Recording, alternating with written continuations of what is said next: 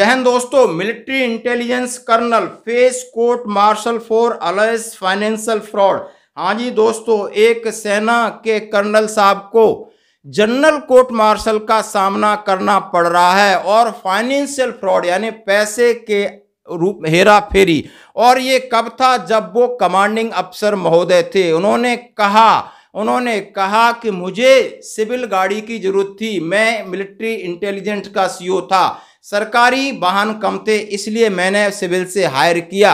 लेकिन उनके ऊपर आरोप यानी आर्मी एक्ट 63 और 52F के तहत उनके ऊपर आरोप लग गए हैं। और आखिर क्या है मामला, जरा देखते हैं। यानी military intelligence 4 core intelligence and surveillance unit CISU, जब वो कमान अधिकारी महोदय थे, और ये कहानी है मई 2019 से लगाकर मार्च 2021 के बीच वो कमान अधिकारी महोदय थे और उनका काम था कि मिलिट्री इंटेलिजेंस इकट्ठा करना।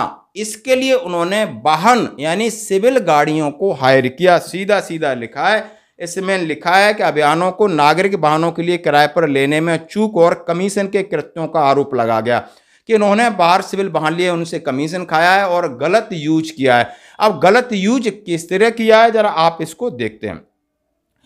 उनके ऊपर धोखाधड़ी के इरादे से संबंधित सेना नियम 52F के तहत आरोप लगाए गए हैं। वाहन किराए लेने पर फर्जी चालान यानी उन्होंने फर्जी चालान तैयार किए गए, जाली हस्ताक्षर, उस पर नकली हस्ताक्षर किए गए जिनका वास्तव में उपयोग नहीं किया गया है। यानी जो गाड़ी उन्होंने हायर की वो सारा ग्राउंड पे नहीं था, सब कागजों पे था और ये उनके ऊपर आरोप है। इसमें CST इंडेंट वाहन का उपयोग यानी CST का इंडेंट कैसे बनाया और उनके ऊपर जो कार डायरीज यानी डेली रूटीन में कितना चलती है, कहाँ कहाँ जो ड्यूटी हम भरते हैं, उनको भी गलत तरीके से लगा गया।